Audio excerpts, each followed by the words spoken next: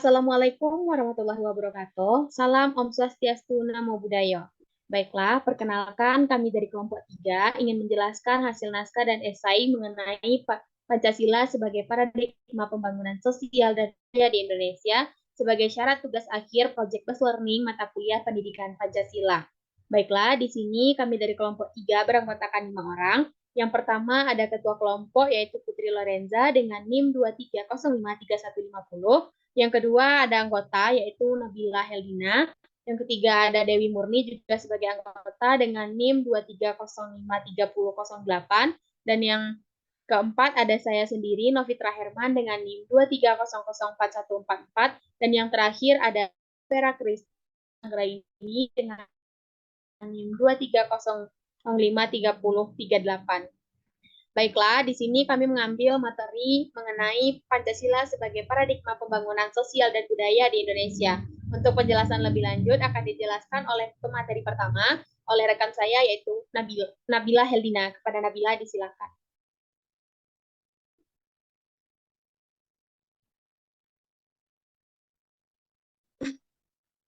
Baik, di sini saya akan menjelaskan Pancasila sebagai paradigma pembangunan sosial dan budaya di Indonesia. A. Pendahuluan.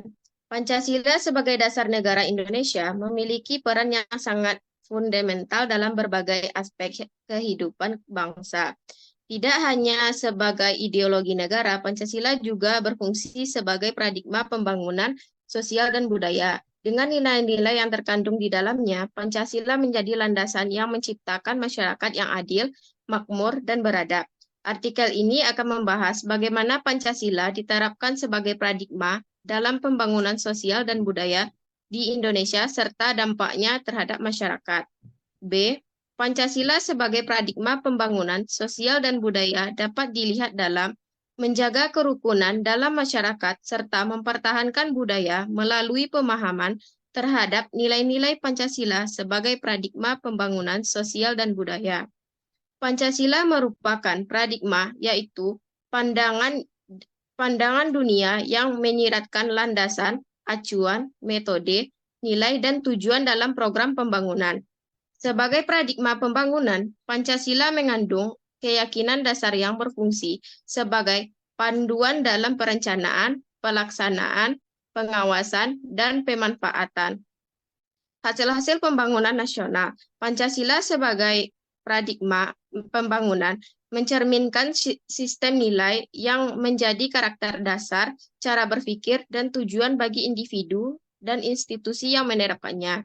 Tujuan utama dari Pancasila sebagai paradigma pembangunan adalah untuk mencapai perkembangan baik secara spiritual maupun material yang sebidang dalam keadilan, untuk memenuhi kebutuhan dasar warga negara Indonesia. Perkembangan sosial budaya pada masa sekarang masih perlu ditingkatkan dengan meningkatkan nilai-nilai yang dimiliki bangsa Indonesia sebagai dasar, yaitu nilai-nilai Pancasila. Dalam prinsip etika, Pancasila mendasarkan pada nilai yang bersumber pada harkat dan martabat manusia sebagai makhluk hidup yang berbudaya.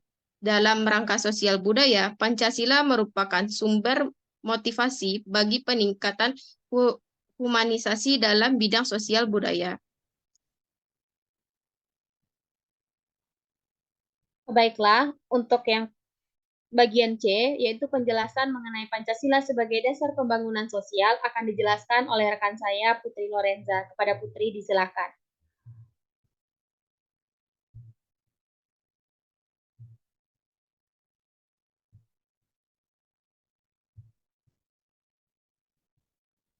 Baik, saya di sini akan menjelaskan materi tentang Pancasila sebagai dasar pembangunan sosial.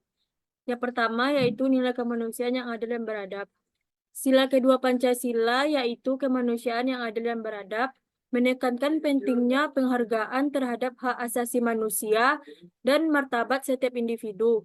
Dalam konteks pembangunan sosial, nilai ini mendorong upaya-upaya untuk mengatasi berbagai bentuk ketidakadilan sosial seperti kemiskinan, diskriminasi, dan marginalisasi. Pemerintah bersama dengan berbagai elemen masyarakat bekerja untuk menciptakan program-program sosial yang inklusif dan berkelanjutan. program-program tersebut seperti Kartu Indonesia Sehat atau KIS dan Kartu Indonesia Pintar atau KIP merupakan contoh konkret dari implementasi nilai kemanusiaan dalam pembangunan sosial. Program ini bertujuan untuk memberikan akses yang lebih baik kepada layanan kesehatan dan pendidikan bagi masyarakat yang kurang mampu.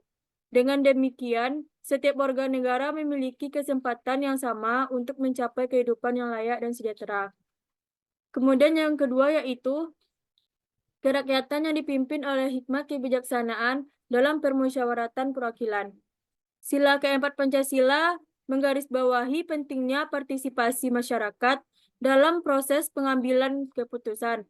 Demokrasi yang dijalankan di Indonesia tidak hanya bersifat prosedural, tetapi juga substansial, di mana suara atau aspirasi masyarakat dihargai dan diakomodasi.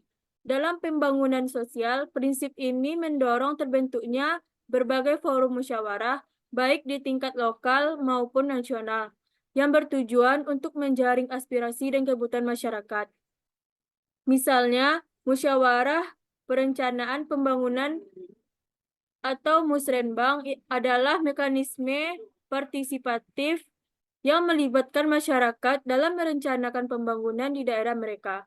Melalui musrenbang, masyarakat dapat menyampaikan usulan dan prioritas pengembangan yang dianggap penting sehingga pembangunan yang dilakukan benar-benar sesuai dengan kebutuhan dan kondisi lokal. Baiklah, untuk materi ketiga yaitu Pancasila sebagai dasar pembangunan budaya yang akan dijelaskan oleh rekan saya kepada Saudara Dewi. Disilakan. Baik, terima kasih kepada moderator. Saya akan menjelaskan materi tentang Pancasila sebagai dasar pembangunan budaya. Yang pertama yaitu ketuhanan yang Maha Esa. Terdapat di sila pertama Pancasila yaitu ketuhanan yang Maha Esa, mengajarkan pentingnya nilai-nilai spiritual dan moral dalam kehidupan berbangsa dan bernegara. Dalam konteks pembangunan budaya tersebut, nilai-nilai mendorong memperkuat identitas budaya yang berlandaskan pada nilai agama dan kepercayaan yang dianut oleh masyarakat Indonesia. Penguatan identitas budaya melalui pendidikan karakter dan pembinaan keagamaan menjadi salah satu fokus pembangunan budaya. Pendidikan karakter yang berbasis pada nilai-nilai Pancasila dan ajaran agama diharapkan membentuk generasi muda yang tidak hanya cerdas secara intelektual, tetapi juga memiliki moralitas yang sangat tinggi. Program seperti pendidikan agama di sekolah dan kegiatan-kegiatan keagamaan di masyarakat adalah contoh implementasi dari nilai ketuhanan yang Maha Esa dalam pembangunan budaya. Yang kedua, Persatuan Indonesia. Terdapat di sila ketiga Pancasila, Persatuan Indonesia menekankan betapa pentingnya rasa persatuan dan kesatuan di tengah keberagaman budaya, suku, agama di Indonesia. Dalam pembangunan budaya, nilai ini mendorong pelestarian dan pengembangan kebudayaan nasional yang beragam sebagai kekayaan bangsa. Pemerintah melalui Kementerian Pendidikan dan Kebudayaan, serta berbagai lembaga kebudayaan seperti aktif mengembangkan program-program pelestarian budaya, seperti festival budaya, pameran seni, dan pendidikan kebudayaan di sekolah.